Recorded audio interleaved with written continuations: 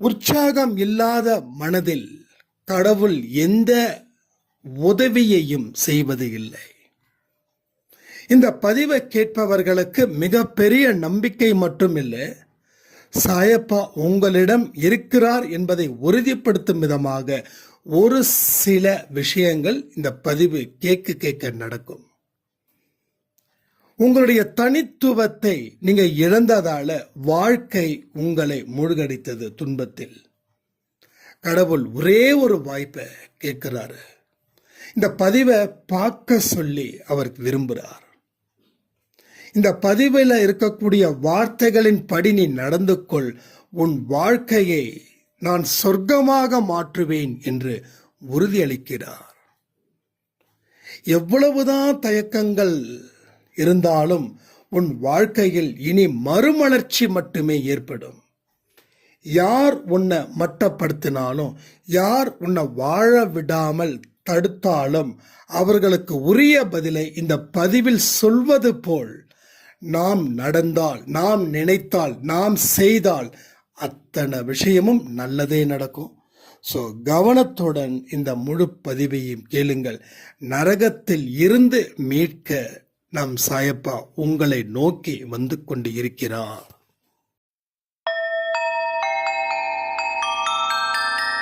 ஓம் சாயிரா சாயிரா, ஓம் சாயிரா சாயிரா, ஓம் சாயிரா சாயிரா, அன்பே சாயிரா, பேரன்பே சாயிரா, அகிலம் தளிக்க ஆத்மா விழிக்க அனுதினம் சாயிரா, எங்கள் அன்பே சாயிரா. ஒன்றே இறைவன், ஒன்றே பூமிக்கென்றும் சாயிரா, சரணம் சாயிரா, நன்றே செய்து வாழ்வோம், நாம் ஒன்றே செய்து வாழ்வோம், அன்பே சாயிரா.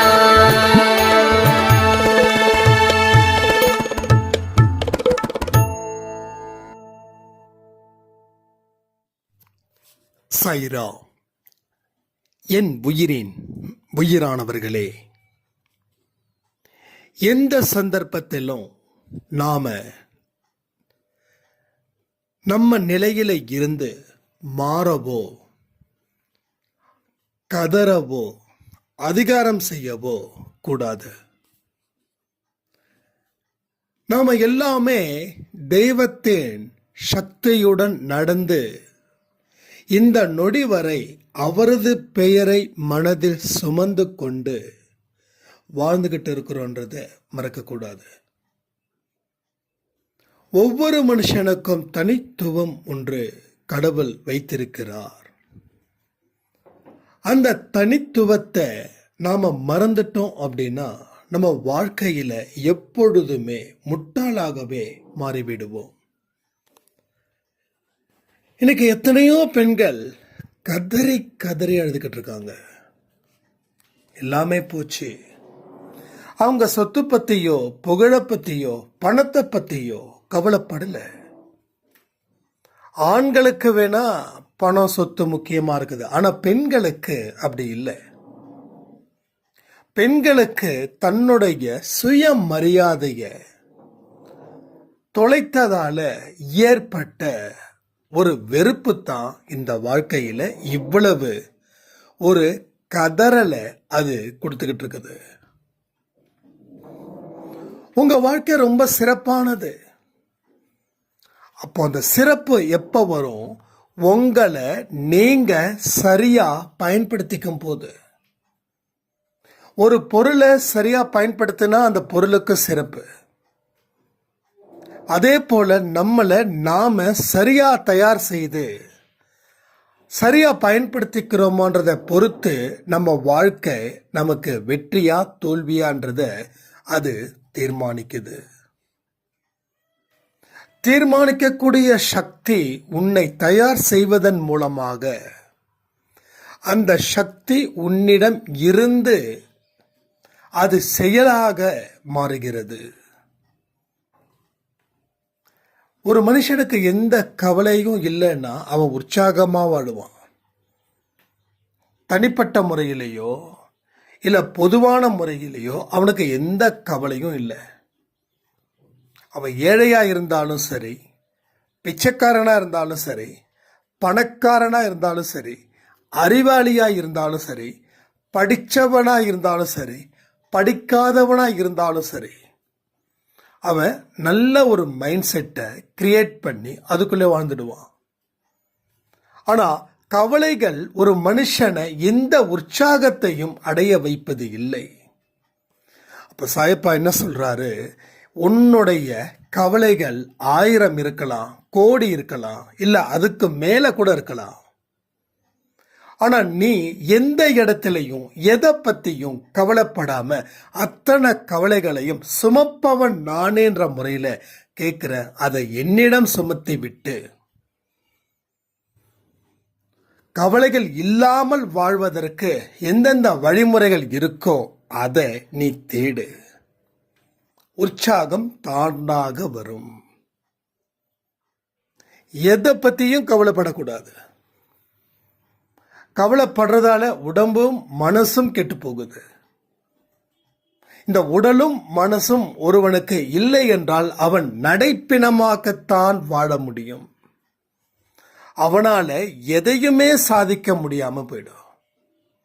ஏன் சாதிக்கிற வரைக்கும் நம்ம போனோம், ஒரு நார்மலான ஒரு லைஃபை அவன் வாழ முடியாம போயிடும். அதே போல ஆண்களுக்கும் சொல்ற, குடும்பத்துல பிரச்சனைகள் நிறைய இருக்கும். ஆனா தெய்வ வழிபாடை என்றும் எப்பொழுதும் மறக்காதீர்கள். உங்க மனசுக்குள்ள ஒண்ணு தோணும். இது ஆண்களுக்கு பெண்களுக்கும் சொல்றேன். கோயிலுக்கு போகணும், ஏதாவது ஒரு கோயிலை மனசுல நினைச்சிருப்பீங்க.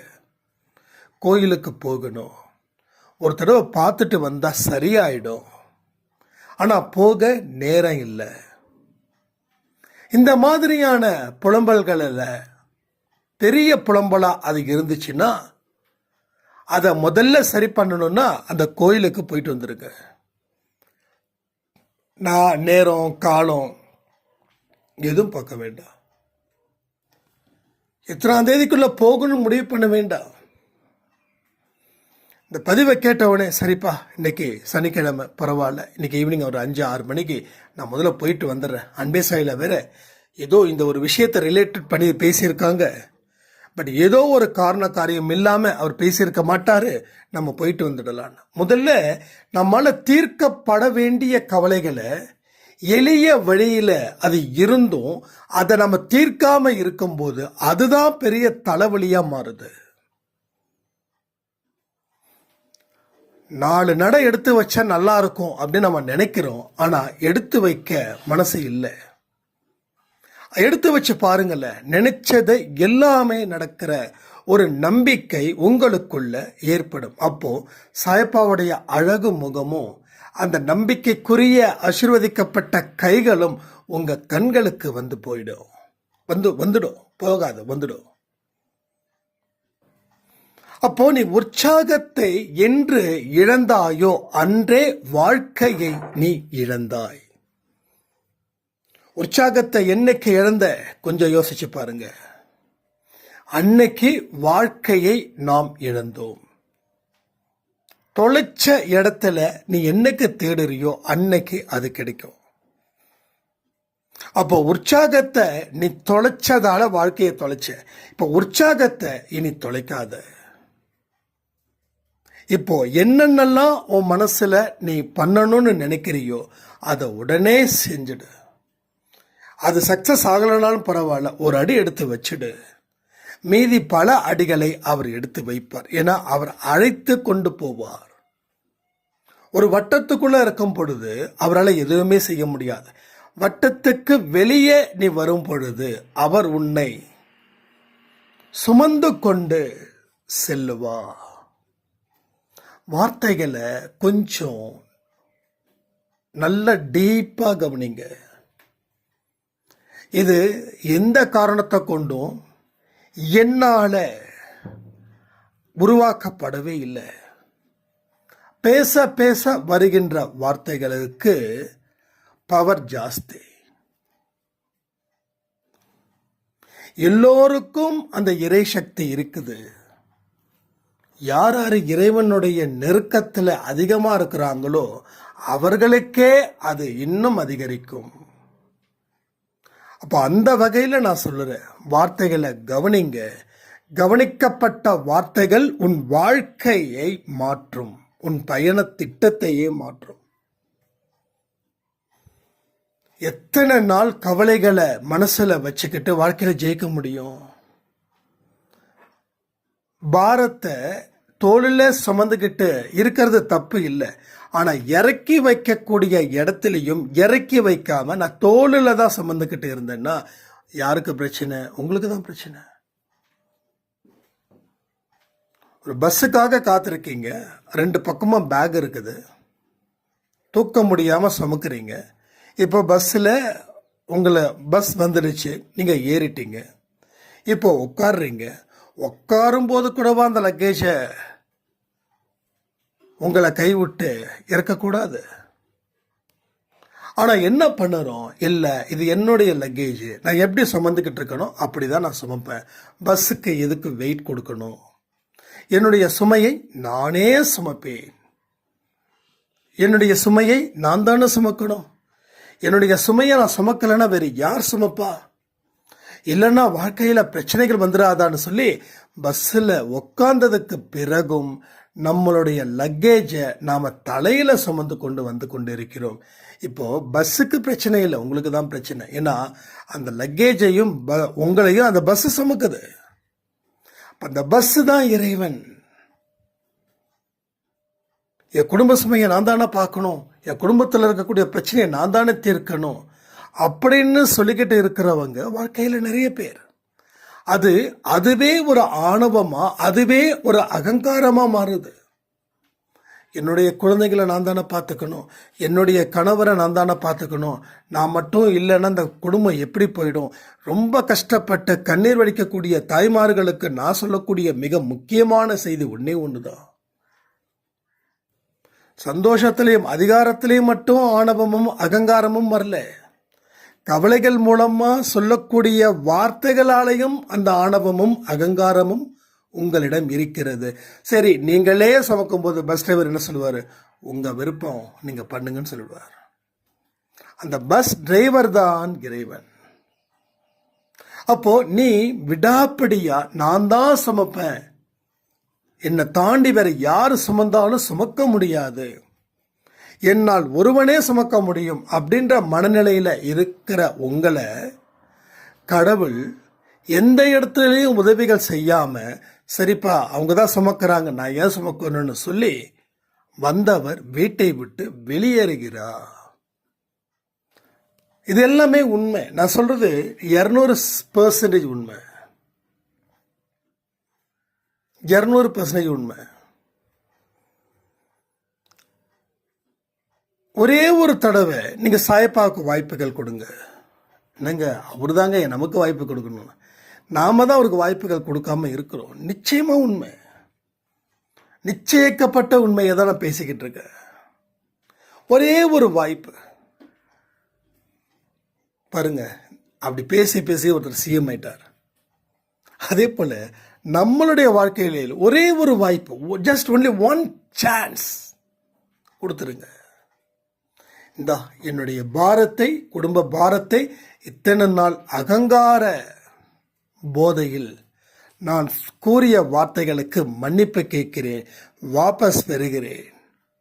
இனி எனது கஷ்டம் என்று சொல்லாமல் அது உனது கஷ்டமாக மாறும். இனி நான் எந்த சுமையும் இல்லாமல், எந்த கஷ்டமும் எந்த துன்பமும் இல்லாமல் வாழ பழகுவேன். நீ தாயுமாக, தந்தையுமாக, குருவுமாக, தெய்வமாக இருந்து சுமக்கும் பொழுது எனக்கு எந்த பிரச்சனையும் இல்லை. நீ பலசாலி, உனக்கு என்னுடைய சுமைகள் ஒரு சுமைகளாகவே இருக்காது. நான் பலகீனமானவன், என்னுடைய சுமை என்னை தாக்குகிறது. அதனால் இன்று முதல் எனது சுமைகளை உன் சுமைகளாக சுமப்பாயாக. அவ்வளவுதான். ஜஸ்ட் ஒன்லி ஒன் சான்ஸ் நீங்கள் கொடுத்துடுங்க. கொடுத்துட்டீங்கன்னா வாழ்க்கையில் உங்களை விட சந்தோஷமான மனிதன் உலகத்தில் யாருமே இல்லை, எழுதி வச்சுக்கோங்க. ஆனால் எடுத்த உடனே நம்ம சுமைகளை அவர்கிட்ட கொடுத்தாலும் நம்ம மனசு கொஞ்சம் வேற மாதிரி திங்க் பண்ண ஆரம்பிக்கும். கடவுளையே நம்ம நாம நினைக்கிறோம் கடவுள் தான் என்ன சோதிக்கிறாருன்னு. இல்லை, நாம தான் கடவுளை சோதிக்கிறோம். நம்ம கொடுத்துட்டோம், சுமப்பாரா? சுமந்து ஏன் பிரச்சனை வருது? ஒருவேளை நாம தான் சுமக்கணுமா அப்படின்னு மறுபடியும் வேதாளம் முருங்கை மரத்தில் ஏறிடக்கூடாது. வேதாளம் அந்த முருங்கை மரத்துலேருந்து இறங்கிடுச்சுன்னா இறங்கினது தான். எத்தனையோ முருங்கை மரம் கண்ணுக்கு வரும், ஆனால் வேதாளம் பயஞ்சிடக்கூடாது. அப்போ எத்தனையோ துன்பங்கள் தொடர்ந்து வரலாம், அது பழைய துன்பங்கள் தான். ஆனால் உங்களுடைய மன பயத்தின் காரணமாக அது வேறு புதிய சுமைகளாக துன்பங்களாக உங்கள் கண்களுக்கு தென்படும். வடிநெடுக முருங்கை மரம் வேதாளம் ஏறக்கூடாது. வடிநெடுக துன்பம் வந்தாலும் நம்ம மனசு கடவுள்கிட்ட தான் இருக்கணுமே தவிர அந்த துன்பத்தை சார்ந்ததாக இருக்கக்கூடாது. அப்ப துன்பத்தை சார்ந்ததாக இருக்க வேண்டும் என்றால் மீண்டும் அவருக்கு நாம அவரை சோதிக்க ஆரம்பிக்கிறோன்னு அர்த்தம். இங்க நிறைய பேர் என்கிட்ட ஆடியோ கொடுக்கும்போது கடவுள் என்ன சோதிக்கிறாரு, நாம தான் கடவுளை சோதிக்கிறோம். அவர் சோதிக்கக்கூடியவரே இல்லை. பெற்றோர்கள் சோதிக்க மாட்டாங்க, பிள்ளைகள் தான் அவங்கள சோதிப்பாங்க. பெற்றோர்களை எப்படி தெரியுமா? கஷ்டத்தை கொடுக்கறது, பெற்றோர்களோட வார்த்தைகளை மீறி அவங்களுக்கு துன்பத்தை கொடுக்கறது சோதிக்கிறது போல தானே. பெற்றோர்கள் யாருமே குழந்தைங்களுக்கு துன்பத்தை கொடுக்கல, ஆனால் பிள்ளைகள் பெற்றோர்களுக்கு துன்பத்தை கொடுக்கிறார்கள். என்னதான் துன்பத்தை கொடுத்தாலும் உங்க பெற்றோர்கள் உங்களை எந்த காரணத்தை கொண்டு சபிக்க மாட்டார்கள். அதே போலதான் கடவுளும் அதே அவரை போலதான். கடவுள் தயவு மிக்கவர், இரக்கமானவர், கருணையானவர். தயவு, கருணை, இரக்கம், இந்த மூன்றும் ஒரு மனிதனுக்கு வந்துடுச்சுன்னா போதும், அவனுடைய துன்பங்கள் பறந்தோடிடும். அவனுக்கு துன்பங்கள் இல்லாத பெரும் வாழ்க்கையை கடவுள் கொடுப்பார். நிச்சயிக்கப்பட்ட வெற்றியை அவனால் பெற முடியும். இது எல்லாமே உறுதியான ஒரு விஷயத்தை நான் பேசிட்டு இருக்கேன். நான் சும்மா ஏதோ ஒரு விஷயத்த பேசணும் அப்படின்றதுக்காக நான் பேசல. ஸோ பல பரிமாற்றங்கள் உங்க வாழ்க்கையில நடக்க போகுது. அந்த முதல் பரிமாற்றம், உனது துன்பம் மாறப்போகுது, உன்னுடைய கவலை மாறப்போகுது, உற்சாகமான வாழ்க்கையை நீ வாழப்போகிறாய். இழந்த சந்தோஷத்தை பெறுவதற்கு உண்டான காலமும் வந்துகிட்டே இருக்குது. அதாவது இலையுதிர் காலத்தில் மரம் செத்து போயிட்டது போலவே ஃபீல் ஆகும். அதுக்கப்புறமா லைட்டாக அங்கங்கே பச்சை பச்சையாக கண்ணுக்கு லைட்டாக தெரியும், அது பெருசாகிடும். ஸோ இலையுதிர் காலத்தில் நீ இருக்கும் பொழுது வசந்த காலம் வராதான்னு நினைக்கிற, நீ நினைச்சா அந்த வசந்த காலம் வரும். ஏன்னா இன்பமும் துன்பமும் மாறி மாறி வருவதற்கு காரணம் மனதினை பக்குவப்படுத்துவதற்காக தவிர வேறு ஒன்றும் இல்லை என்று சொல்லி இந்த பதிவை நான் முடிக்கிறேன். ஜெய் சாய்ராம்.